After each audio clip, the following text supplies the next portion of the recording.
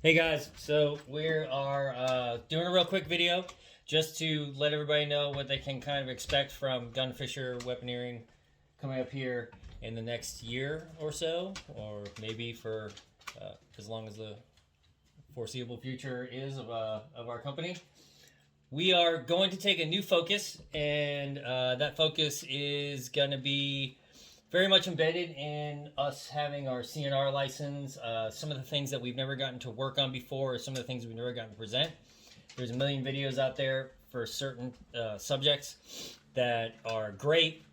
They aren't generally as popular, and we kind of want to add a little bit of popularity to that. Focusing on usefulness and different types of guns, weird guns, things like that. So we just want to give you guys a heads up as to where we're going. We have a ton of these guns in our arsenal. ARs and AKs and military type firearms, whatever you want to call them, not to argue semantics or anything like that. We have a bunch of them. I've worked on them for a lot of my life, for most of my life, and they are great.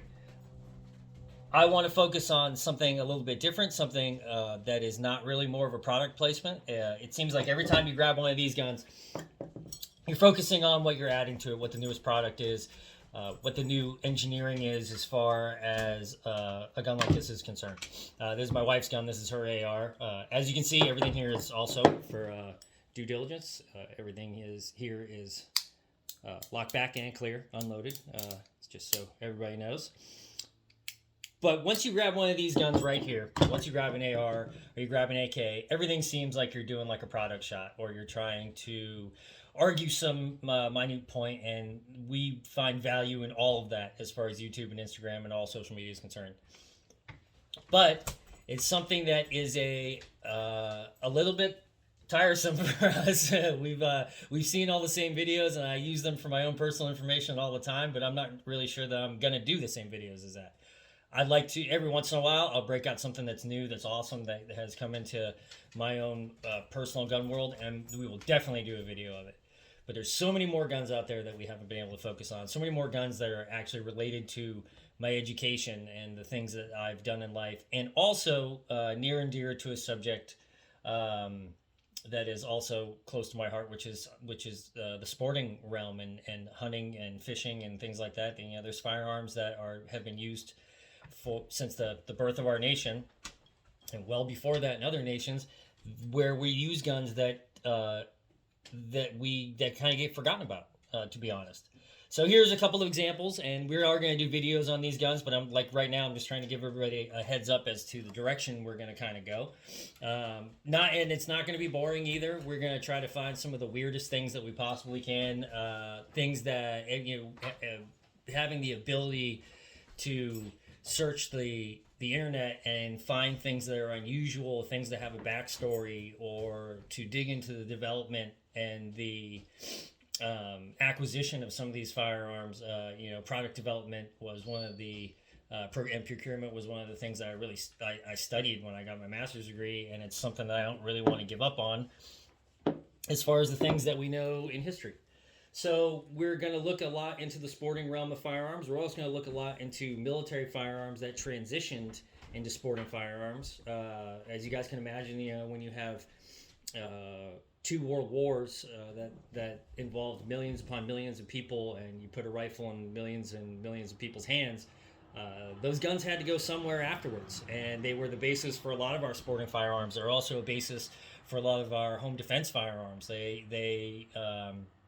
Mauser 98s, which we're going to do a video on very soon, and Enfields that were sporterized, and even Arisakas that were sporterized. These guns became very common in households, and their development and the things that they became is very important. So we're going to focus on that as well. So we just wanted to give you a little bit of heads up as to where Gunfisher is kind of going. Just so everybody knows, too, as far as the usefulness, these are all guns that my wife owns. These are guns that belong to her. The real reason we have the AR here, I'll kind of break out in just a moment, but this is her Ruger Single 6. This is her Model 12. She took it hunting this week. Single 6. She is kind of loves cowboy guns, so why wouldn't you own one? She has a Wrangler as well. I mean, they're almost the same gun, but this one has a little bit more history and a little bit more gruff to it. We're going to do a full video on this one, how it came to be here, how it came to show up at Gunfisher. The Model 12 we're going to do in 20 gauge right here. We're going to do even like small short video on the cuts, compensators, and stuff like that. A little bit near in the future, we'll be doing the Ithaca Model 37. We have a couple 22s that we purchased that we're going to bring in, especially the 22s. There's so many rimfires out there that we could go through that are just unbelievable handy rifles, even when they are literally beat almost to death. Also, for the future of Gunfisher, just so you guys know, if you happen to see Dobermans running around, that's kind of our thing. And so if you don't want to see a Doberman run by or make a shadow on our video every once in a while, we apologize about that, but it's just is what it is. It's going to happen almost every video, I assume. We also, like I said, I wanted to give you guys a focus on why, or give you guys an idea of why we brought this one out.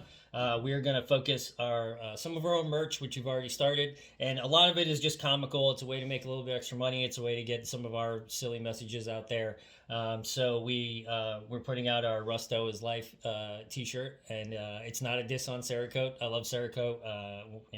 One of my very good friends is a Cerakoter, and people who work in my gunsmith shop are Cerakoters.